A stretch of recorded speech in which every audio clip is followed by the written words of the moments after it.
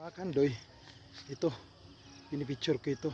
Ayan oh, pati yung sikat ng araw, napakaganda. Parang sisikat rin, tulad natin. Joke lang, peace lang po mga kandoy. Ang ganda ng sikat ng araw oh, sa likuran ko. Ayan oh, gusto nyo hawakan ko pa yung araw. Ayan oh, ayan mga kandoy oh. Ang ganda-ganda. Ayan, magandang morning sa inyo.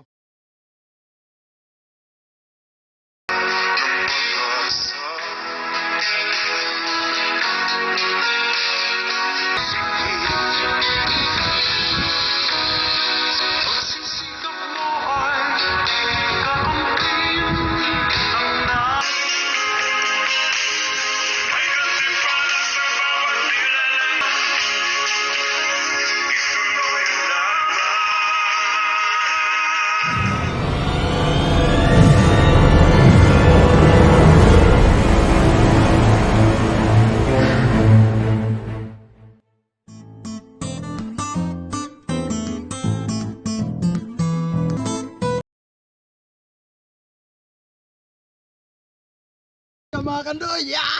Dali, dali. Mga kandoy. So ngayong umaga, pupunta tayo sa sa taniman ng mga pakwan. Estimated na 4 hectares daw 'yan yung taniman ng mga pakwan. So sa amin tinatawag natin yung sandiya, mga kandoy. Tapos sa English naman, watermelon. Ayun na mga kandoy. Sabi daw nila malaki yung mga sandiya nila, mga pakwan nila. Tingnan natin talaga kung pupunta tayo doon. Dito tayo daan. Tapos kakain tayo ng happy mga kandoy. Happy day. Tayo na mga kandoy.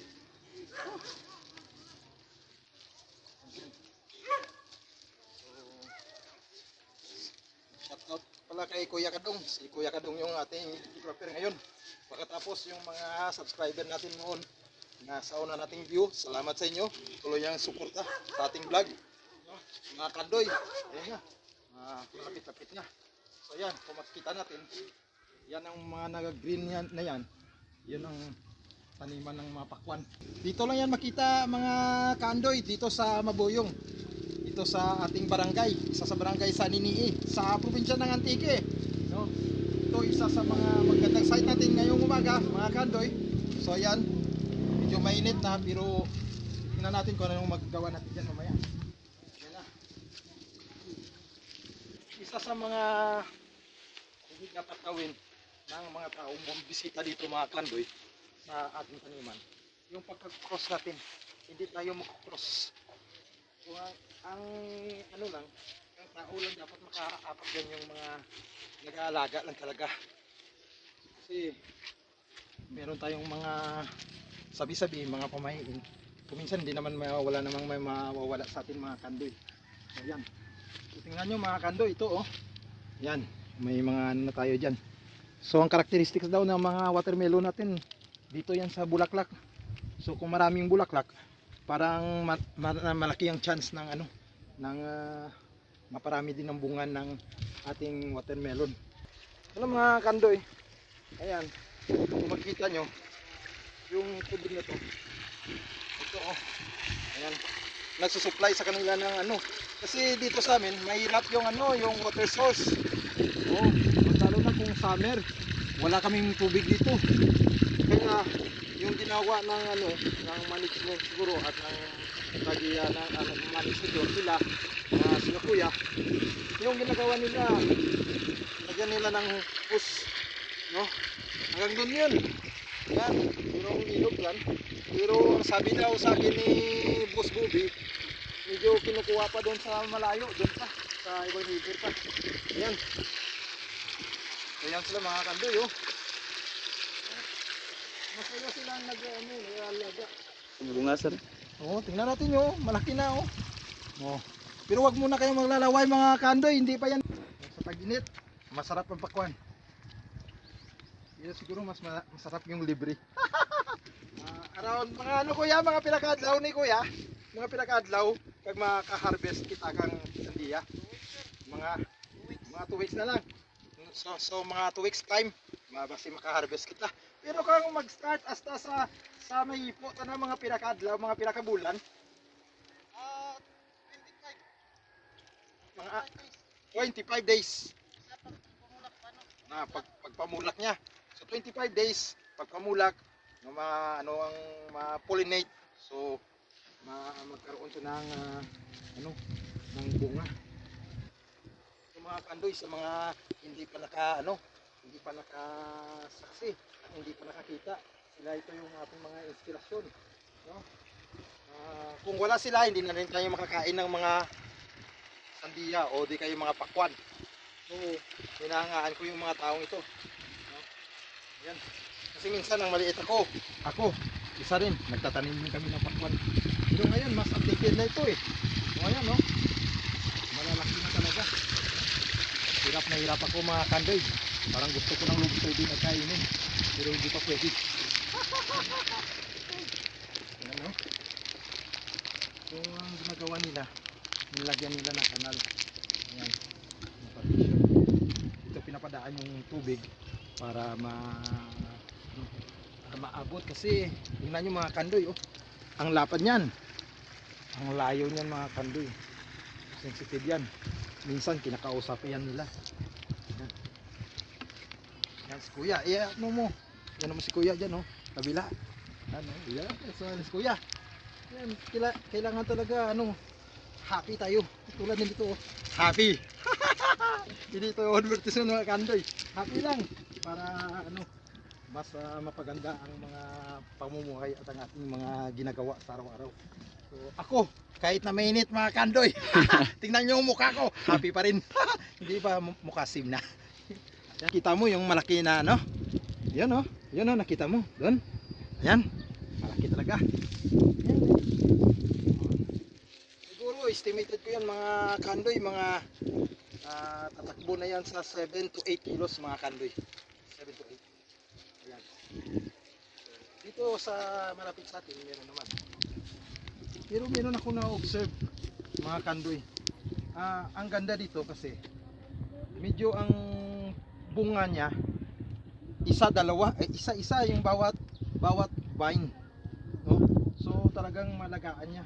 Tulad ng mga kambing, kung makita mo yung kambing, kung dalawa yung bata niya parang hindi niya malagaan ng pero kung isa lang malaki. So parang ganoon na rin sa watermelon natin. Minsan gusto natin na marami yung vines pero hindi yun maganda.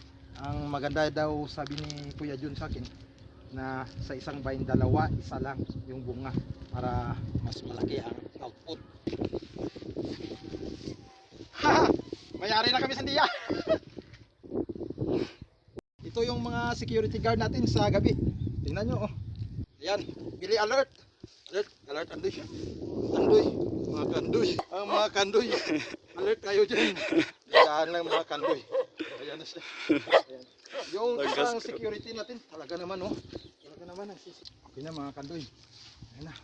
Malayo na yung naninakbay natin. Ito na mga kandoy, oh. Kailan mo na sa likuran na. Doon na yung mataas uturin natin, oh. Ayan. Pero dito sa likuran ni Kuya Andoy, ni Kuya Kadong, ayan. Part pa yan. Ito, part pa ng taniman to. So, ang layo talaga, 4 hectares. Ayan na, mga kandoy, ito, isa pang part ito. Dito yung parte kung saan makikita natin talaga yung mga malalaking pakwan, mga kandoy. Kunin natin mamayang gabi. Yung mga kandoy. Ayan, kung sino ang mga pakwan lovers natin dyan, yung mga watermelon lovers natin dyan, dito tayo ngayon sa Mabuyong, no? Expected natin mga kandoy 2 weeks daw, sabi ni Manong. Baka sa December 25, 24 i-harvest na to. So susundan nyo ako mga kandoy kasi sa harvest time i-picture pa rin natin, no? Sa mga subscriber natin dyan. Ayan mga kandoy, kita nyo mga kandoy, nakita ko mga kandoy. Ayan o, talaga naman malalaki talaga.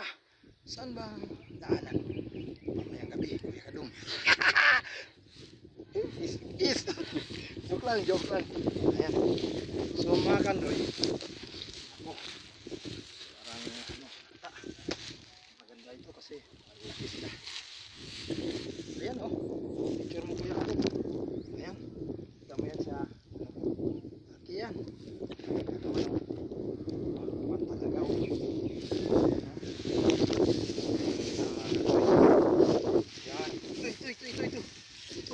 oh. Ayan, sa isang vine.